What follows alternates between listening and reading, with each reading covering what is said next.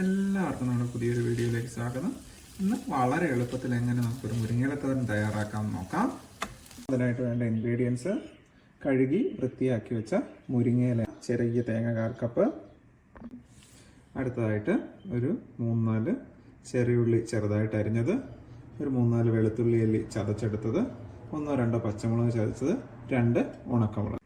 കൂടാതെ ആവശ്യത്തിന് മഞ്ഞൾപ്പൊടി, കടുക്, വെളിച്ചെണ്ണ. ആദ്യമായിട്ട് ചിരകി വെച്ച തേങ്ങയിലേക്ക് ഒരു 1/4 ടീസ്പൂൺ മഞ്ഞൾപ്പൊടി, നമ്മൾ എടുത്തു വെച്ചിരിക്കുന്ന ചതച്ച് വെച്ചിരിക്കുന്ന പച്ചമുളക്, വെളുത്തുള്ളി ചതച്ചത് ഇത്രയും ചേർത്ത് നന്നായിട്ട് മിക്സ് ചെയ്ത് എടുക്കുക. ഗ്യാസ് ഫ്ലെയിം ഓണാക്കി ഒരു കടായി എടുത്ത് വെച്ചു. കടായി ഒന്ന് ചൂടായി വരുമ്പോഴത്തേക്ക് 1 table spoon coconut oil add ചെയ്ത് കൊടുക്കുക. ഇപ്പോൾ നമ്മുടെ എണ്ണ നന്നായിട്ട് ചൂടായി വന്നിട്ടുണ്ട്. അപ്പോൾ അതിനകത്തേക്ക് ഒരു 1/2 ടീസ്പൂൺ കടുക്. നമ്മൾ കടുകൊക്കെ പൊട്ടി വന്നിട്ടുണ്ട്. അപ്പോൾ അതിനകത്തേക്ക് ഉണക്കമുളകും ചെറിയുള്ളി നമ്മൾ അരിഞ്ഞ് വെച്ചേക്കുന്നത് ആഡ് ചെയ്ത് കൊടുക്കുക.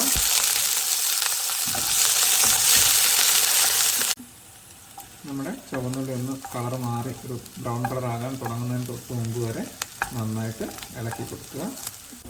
ഇപ്പോൾ നമ്മുടെ ചുവന്നുള്ളിയൊക്കെ ചെറുതായിട്ടൊന്ന് കളർ മാറി വന്നിട്ടുണ്ട്.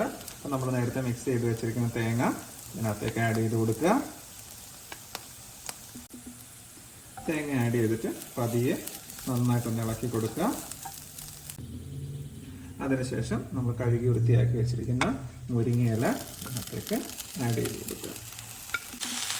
അതിനുശേഷം നന്നായി മുരിങ്ങയില ഇതിനകത്തേക്ക് ഇളക്കി യോജിപ്പിക്കുക.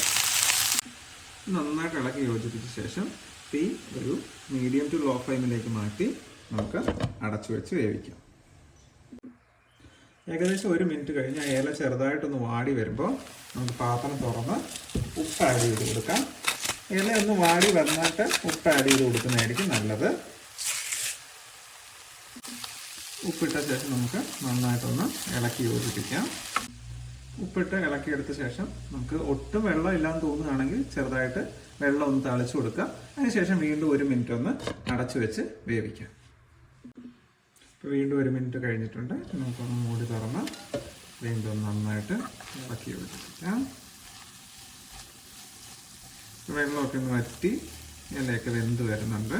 നന്നായിട്ടൊന്ന് ഇളക്കി കൊടുക്കാം. നന്നായിട്ട് ഇളക്കിയിട്ട് വീണ്ടും ഇതുപോലെ ഒന്ന് കൂട്ടി വെച്ച് നമുക്കൊരു 1 മിനിറ്റ് കൂടെ അടച്ചു വെച്ച് വേവിക്കാം. അത് നന്നായിട്ട് ഇളക്കി എല്ലാ വശവും ഇളക്കിയിട്ട് കൊടുക്കാം. അപ്പോൾ നമ്മുടെ തോരൻ റെഡിയായി വന്നിട്ടുണ്ട്.